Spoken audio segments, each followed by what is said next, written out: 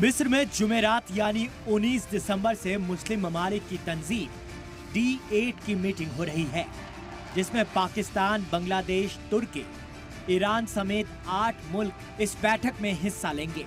Meeting में इक्तिसादी मुद्दों के अलावा फिलिस्तीन और इजराइल से जुड़े मसलों पर चर्चा होने की उम्मीद है।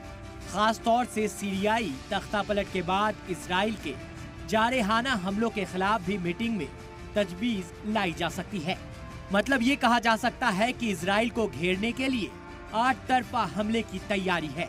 ये सभी वो ममालिक हैं जो गाजा, लेबनान और अब सीरिया में जारी इजरायली हमलों के खिलाफ आवाज उठाते रहे हैं।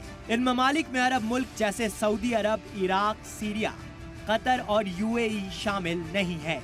इस तंजीम में 8 मुस्लिम मुल्क Pakistan, Bangladesh, Indonesia, Malaysia, Nigeria, Egypt, तुर्की, ईरान शामिल हैं। मीटिंग में सबसे अहम है ईरान, जिसका शामिल होना इस मीटिंग को खास अहमियत देता है। इस बार की मीटिंग में ईरान के सदर मसूद पेजेश्कियान शामिल हो रहे हैं। यह पिछले एक दहाई में किसी ईरानी लीडर का पहला मिस्र दौरा है, जो अहम माना जा रहा है। ईरान के वजारत खारजा ने D8 पर बात करते हुए कहा कि इक्तिसादी मामलों के अलावा इस मीटिंग में इलाकाई मसलों पर भी चर्चा की जाएगी। इसके बाद से चर्चा है कि ये मुल्क मिलकर इजराइल पर कोई तजवीज ला सकते हैं, जैसे उससे इक्तिसादी ताल्लुकात खत्म करना या डिप्लोमेटिक दबाव बनाना। माना जा रहा है कि ये ममालिक खुद तो कोई तजवीज लाएंगे ही, साथ ही इंटरनेशनल लेवल पर भी दबाव बनाने की कोशिश करेंगे। आलमी बिरादरी में D8 ममालिक को काफी अहम माना जाता है।